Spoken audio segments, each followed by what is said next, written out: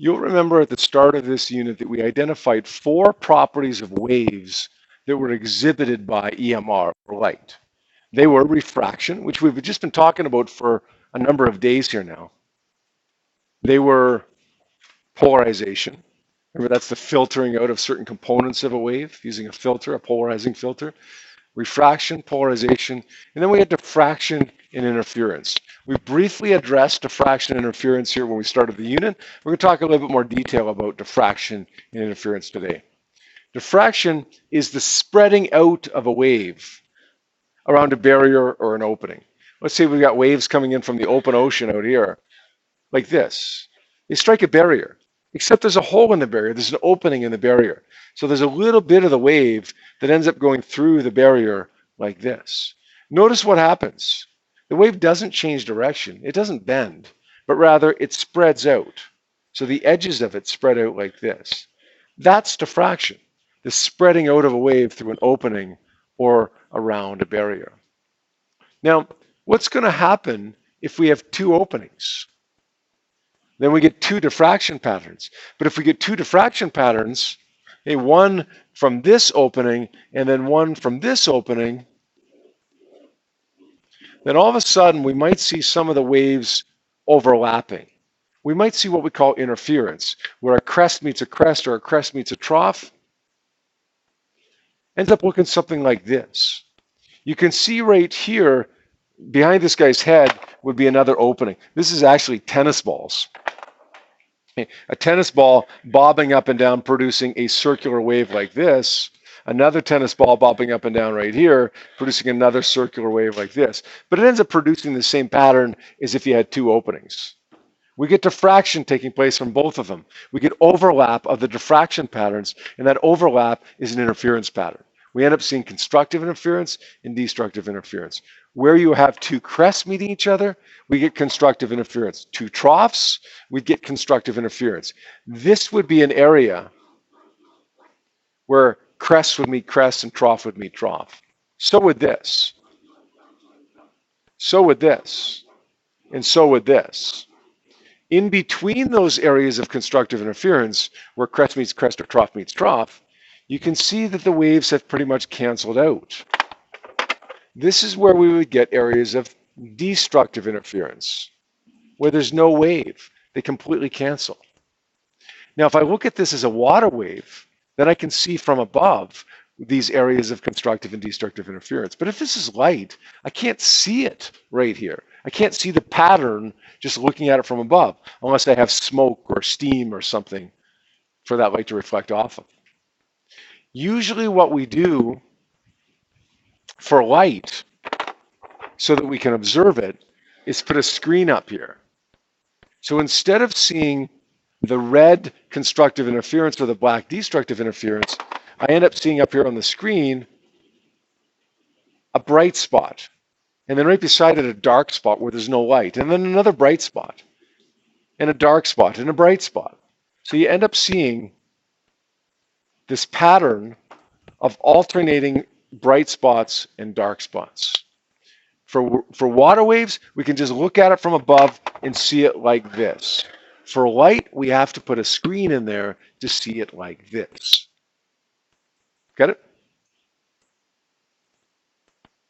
Now, this is just a prettier version of it and a more precise version of what you just saw. Okay, what you just saw was an actual photograph. This is a theoretical interpretation of what you'd see. You can see that we've got the light coming in here like this. You see that we've got 2 openings. You can see that we've got diffraction taking place from both of those openings. And you can see that at some point those waves overlap with each other. And we produce constructive and destructive interference. Right here, right smack in the middle, we'd get an area of constructive interference, a bright spot. Right next to it, we'd get a dark spot, destructive interference. Then a bright spot, constructive interference, then destructive, then constructive, and so on. Alternating areas, once again, of constructive and destructive interference. If it's water waves, we see it right here. If it's light waves, we have to have the screen there in order to see it. But it's the same thing. It's just how we observe it. Another diagram. This, let me just sketch this, make it a little bit better here, actually. Tried to do it with Microsoft Word and didn't work out so well. This is not a diagram of exactly what you see, the bright spots and dark spots. Rather, this is a graph of the intensity versus the position. If I had a screen right below this, then I would see a bright spot right smack in the middle. By the way, we call that bright spot the central maximum. And then we would see a dark spot right beside it where there was no light. And then we'd see another bright spot right here that we call the first order maximum.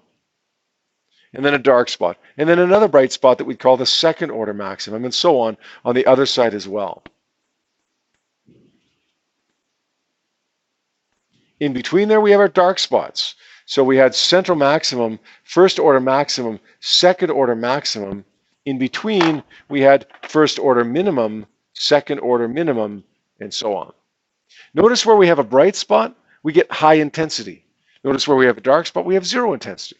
So the graph of intensity versus position should look something like this. Okay. Now, let me give you a couple synonyms for what you might see down here. A maximum, a central maximum, first order maximum, second order maximum could also be called an antinode. The first order antinode, the first order maximum. Could also be called constructive interference.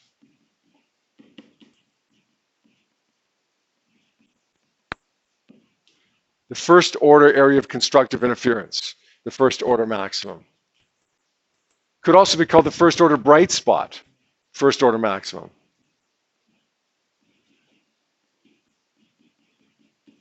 A minimum could be called, well, the second order minimum or the second order node. Or it could be the second order area of destructive interference.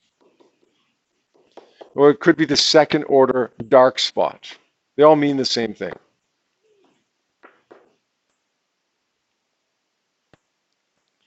So you get your central maximum, your first order bright spot, your second order bright spot, your first order bright spot, your second order bright spot, and then in between, your first order dark spot, your second order dark spot, first order, second order dark spots.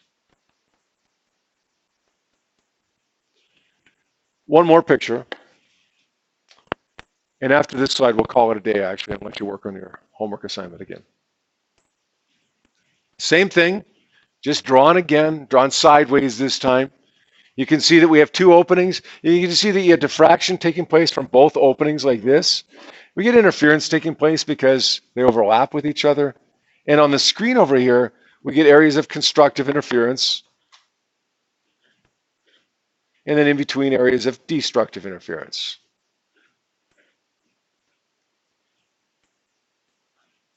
Good?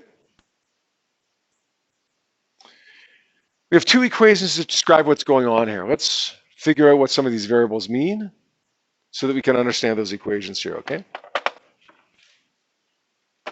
Lambda, that's the easy one. Lambda stands for the wavelength. The wavelength of the light that's going through this apparatus.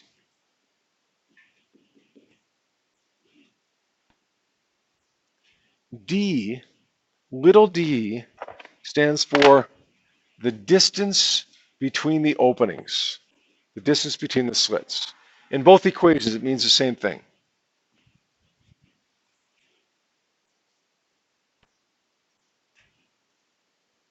L stands for the distance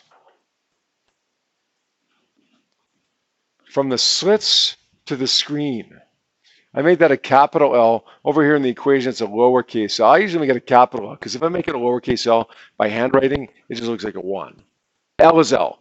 Capital or lowercase, it means the same thing. None of those variables are too hard yet. What does the L mean? L is the distance from the openings, from the slits here, from the openings to the screen. This is my screen right here. And that screen is a distance L away from the openings. This is tricky. Pay attention to this one. X can be this distance right here. X can also be this distance right here. X could also be this distance right here. X can be the distance from any maximum or minimum to any other maximum or minimum. So if we're going to do that, how are Ian and Kaylee supposed to get the same answer? If Ian can make X 12 centimeters and Kaylee can make it 7 centimeters, how can they possibly get the same answer? Well, they can use whatever value of X they want, but the value of N must be consistent.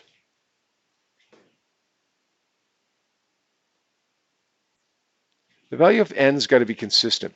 For this one, we'd say N is equal to 1. Why? This would be our central maximum, first order maximum, second, central, first, second. And we would say 2 minus 1 equals 1. For this one, we'd say, what? 2 minus, what do you think this number would be? This is 1. This is 2. This minimum would be 0.5. We'd say 2 minus 0.5. N would be 1.5. What about this one? We're going from 1 on one side to 2 on the other side. 1 minus 2, or 2 minus 1, either one, gives me 3. So Ian chooses to use this value of X right here. That's fine, as long as he makes N 1.5. Kaylee chooses to use this value of X. That's fine, as long as she makes N 3.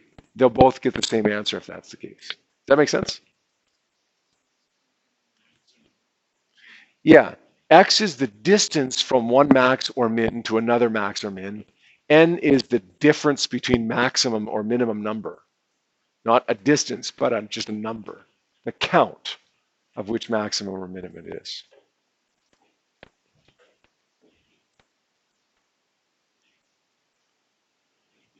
Finally, theta. Theta, color are we going to choose for this one? Let's go.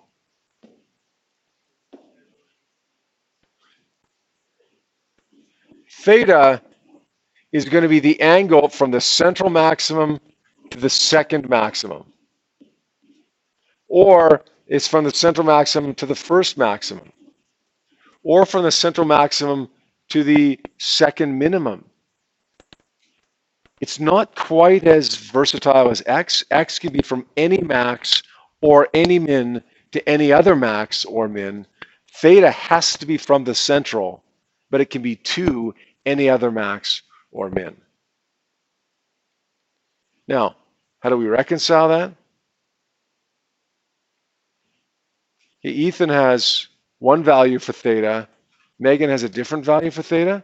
Well, as long as their value of N agrees, then it doesn't matter. In the first case, N would be equal to what? 2 minus 0 is 2. Here it would be, Megan's would be 1 minus 0 gives me 1. So her angle is smaller, but her N corresponds to that angle. Is that okay? X from anywhere to anywhere, theta from the middle to anywhere. As long as N is consistent, you're good to go. Now, obviously, you get a question. Megan's probably not going to use a value for distance for X of 13, and Matt used a value of X for 28. Right? You're probably going to be given the value of X in the question, right? And you're probably going to be given the value of N in the question. But understand that X can be whatever's convenient, as long as N is consistent with that. Was there a hand up? Yep. Yep.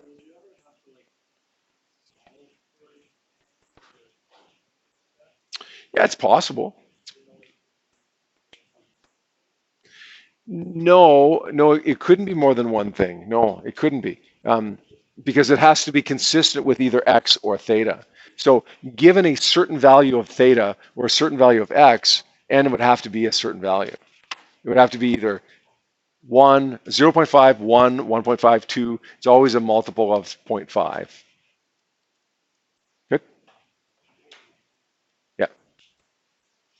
All right, we'll leave it there for today. We'll pick that up mathematically tomorrow and do some, or actually probably Monday, I guess. Your homework for tonight, remember, is worksheet number 17.